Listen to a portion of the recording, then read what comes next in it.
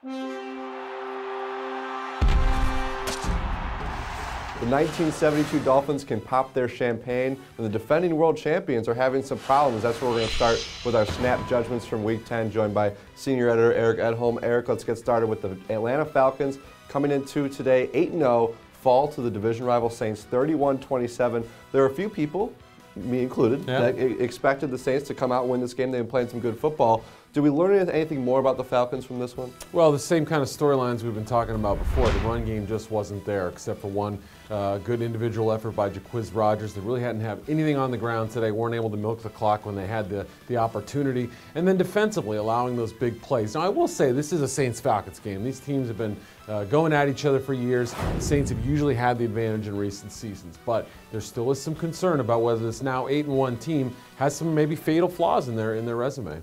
And a team that you cover, the New York Giants, speaking of fatal flaws, we've seen this from this team before in the month of November, but usually not on the road. They actually generally play well on the road, but not in Cincinnati. The Bengals just crush them 31-13. Andy Dalton had a huge day. Eli Manning had a terrible day. I mean, what do we make about the Giants? Is it panic time, or do we just assume they'll figure it out like they usually do? It's always panic time with the Giants. Anytime they lose one game in a row, it's considered a crisis of major proportions. But yeah, this is a team right now that has lost 2 in a row, and before that had struggled with some things, I think, even when they were winning. So Eli Manning just hasn't been himself. This is now, I think, 4 games in a row where he hasn't looked good for large portions of the game. And defensively, the horrible tackling, the misplay by Stevie Brown early in the game to let A.J. Green get deep. I mean, these are the kinds of things that they did in the middle of last season and fixed by year's end. Are they going to do it again this time? We have no idea, but it doesn't look great right now. Well, luckily for the Giants, they still have a big lead in their division, so we probably won't hear the Tom Coughlin on the hot seat things like we usually do.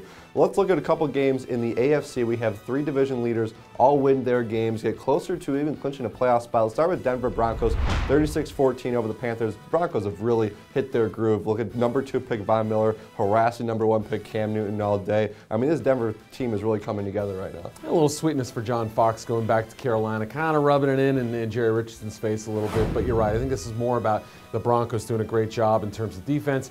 The 7 sacks, as you mentioned, the safety, shutting down Steve Smith, holding him to 1 catch, and making Cam Newton just throwing him off all rhythm all day long. Another return touchdown on that one for Trindon Holiday. The Ravens, 55 points, a club record, and their win over the Raiders. Granted, it is the Raiders, but if you're a Ravens fan, you got to be pleased with the offense. You know, put on a display and not play down to their competition. All 3 phases were great for Baltimore, but how bad are the Raiders? You know, allowing the long touchdown return to Jacoby Jones, you know, the fumbles, the mistakes. I mean, fourth down failures there. It was just a putrid afternoon. I know they were without their top running back, but this is a horrible effort by the Raiders today. In the last game, AFC East, it's been really fun when these 2 teams have played, even though the Patriots have dominated, and they continue. They win 37-31, survive over the Bills in this one. Buffalo had a chance late, and New England's defense, like we've seen so often over the past few years, had their breakdowns, but New England holds on. Yeah, not fun for Bills fans. They're tired of seeing this movie over and over again, but you're right. I mean, it happened the way it did in the sense that the Bills played really hard. I thought they might be candidates for a blowout in this game, but